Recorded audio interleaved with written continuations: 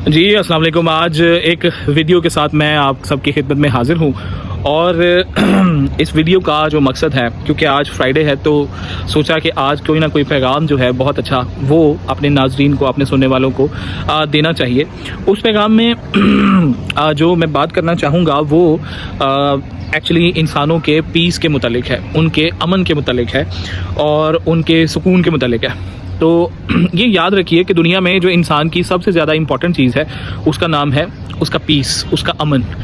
और ये अमन हर हाल में हमें बरकरार रखना चाहिए और उसके लिए जितना भी हो सके सेक्रीफाइस उसे नहीं कतराना चाहिए, क्योंकि आफ्टर ऑल दुनिया में जितनी भी तरक्की होती है वो अमन के ज़माने में होती है। जंगों में कभी भी किसी ने कोई तरक्की नहीं की, बल्कि आप जानते हैं कि जंग तो किसी इंसान को पीछे धकेलने का नाम है।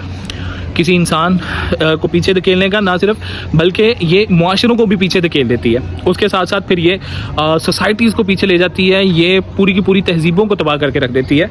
तो इंसान को जिस चीज़ के लिए सबसे ज़्यादा तगोदौ करनी चाहिए, जिसके लिए सबसे ज़्यादा एफर्ट करनी चाहिए, वो ये है कि उसका सुकून बर्बाद ना हो और वो हर हाल में अपने सुकून को जो है वो प्रोटेक्ट करे।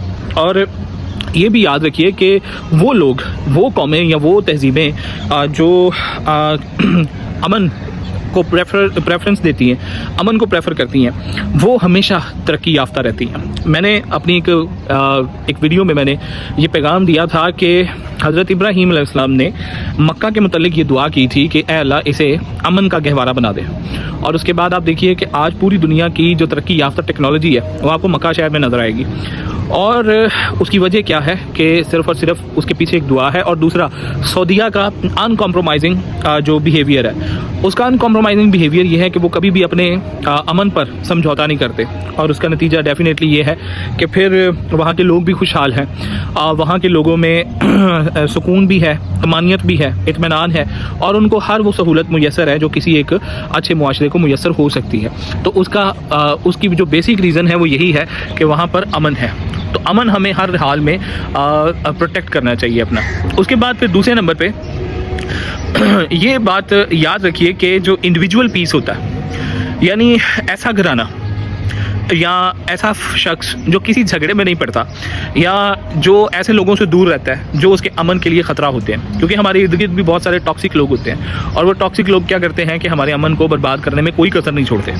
तो ऐसे लोगों से जो शख्स जितना परहेज़ करता है या जितना उनसे अवॉइड करने की कोशिश करता है ना, या उनसे जितना दूर रहता है, तो फिर डेफिनेटली उसकी ज़िंदगी में भी अमन आ जाता है। देखिए, जो दुनिया का सबसे बेसिक फार्मूला ये है वो यही है कि अला बिज़िक्रिल्लाहि तत्मइन्नुल कुलूब, कि दुनिया में किसी भी शख्स को जो इत्मीनान नसीब हो सकता है ना, वो उसको सिर्फ़ और सिर्फ अल्लाह के ज़िक्र से ही नसीब हो सकता है। तो अल्लाह के ज़िक्र को करना चाहिए और करें, लेकिन उसके साथ साथ ये याद रखिए कि अगर आप अपनी ज़िंदगियों में अमन, सुकून, शांति ये लेके आना चाहते हैं, तो फिर आपको सबसे ज़्यादा जिस चीज़ के ऊपर फोकस करना होगा वो है कि आप टॉक्सिक लोगों से दूर रहें।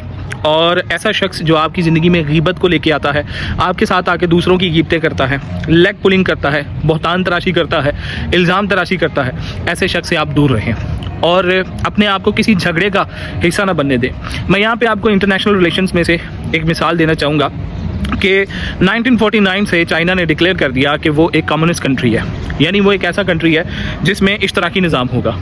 और उसके बाद फिर चाइना ने खुद को दूर कर लिया दुनिया के झगड़ों से। आप जानते हैं ना कि चाइना हमेशा सालिस का किरदार तो अदा कर सकता है, सुलह जो मुल्क के तौर पे जाना जाता है, सुलह तो करवा सकता है, लेकिन वो कभी भी किसी झगड़े का हिस्सा नहीं बनता। चाइना के अपने नेबरिंग कंट्री के साथ बहुत सारे मसाइल हैं, जापान के साथ है, ताइवान के साथ है, कोरिया के साथ है, उसके बाद वियतनाम और थाईलैंड के साथ है, लेकिन चाइना कभी भी उनको इन्वेड नहीं करता। इंडिया के साथ चाइना की बहुत ज़्यादा दुश्मनी है। चाइना ने आज तक सिर्फ एक जंग लड़ी है, और वो भी 1962 में, जब बहुत ज़रूरी हो गया था, जब भारत का रवैया ऐसा था कि जंग करना पड़ रही थी, तो फिर चाइना ने एक जंग की बस। यानी इन 73, 74, 75 सालों की हिस्ट्री में चाइना की सिर्फ एक जंग है, और आप देखिए कि हम जंग से निकल ही नहीं रहे। इसलिए आपको पाकिस्तान हमेशा मुज़ाकरात करता नज़र आएगा, बातचीत करता नज़र आएगा, ऑपरेशंस करता नज़र आएगा। हमने कुछ दर्जनों के हिसाब से, सैकड़ों के हिसाब से ऑपरेशंस कर लिए हैं, और फिर भी ये मुआशरा दहशतगर्दी से महफूज नहीं है, क्योंकि हमने अपने आप को पराई जंगों का हिस्सा बना के रखा। हमने अपने आप को झगड़ों का हिस्सा बना के रखा, सिक्योरिटी स्टेट के तौर पे इस्टेब्लिश किया, जबकि चाइना ने खुद को एक मैन्युफैक्चरिंग कंट्री के तौर पे पेश किया। और फिर उसने ये फैसला कर लिया कि हम अपनी इकॉनमी पर फोकस करेंगे, हम अपने हाउस को इन ऑर्डर करेंगे, हम अपनी सोसाइटी की पुलिसिंग करेंगे, हम पूरी दुनिया का ठेका नहीं रखते। तो आज आप जानते हैं कि चाइना के बॉर्डर्स जो है वहाँ पर क्लैश तो मौजूद है और वहाँ पर उसके नेबरिंग कंट्रीज़ के साथ उसकी नहीं बनती, लेकिन उसके बावजूद भी चाइना आज पूरी दुनिया की फैक्ट्री कहलाता है। और उसकी वजह क्या है कि वो झगड़ों से दूर रहता है। तो अगर आप भी अपनी पर्सनल लाइफ में तरक्की करना चाहते हैं, तो अपनी सोशल लाइफ में तरक्की करना चाहते हैं, और हमारा मुल्क पाकिस्तान अगर तरक्की करना चाहता है, ये सोसाइटी तरक्की करना चाहती है, तो हमें झगड़ों को सेटल कर लेना होगा जल्द से जल्द। और अदालती कार्रवाइयों पर हमें इतना भरोसा नहीं करना चाहिए और जितना जल्दी हो सके अपने झगड़ों को ख़त्म कर लेना चाहिए ताकि हम सुकून की तरफ बढ़ सकें। इसलिए इंग्लिश की एक कहावत भी मुझे याद आ रही है। इंग्लिश में कहते हैं कि प्रोटेक्ट योर पीस, अपने अमन अपने सुकून की हिफाजत करो।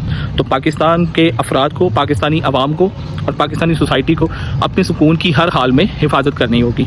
यही था आज फ्राइडे का पैगाम कि protect your peace. Thank you very much. मुझे दीजिए इजाज़त। पाकिस्तान जिंदाबाद।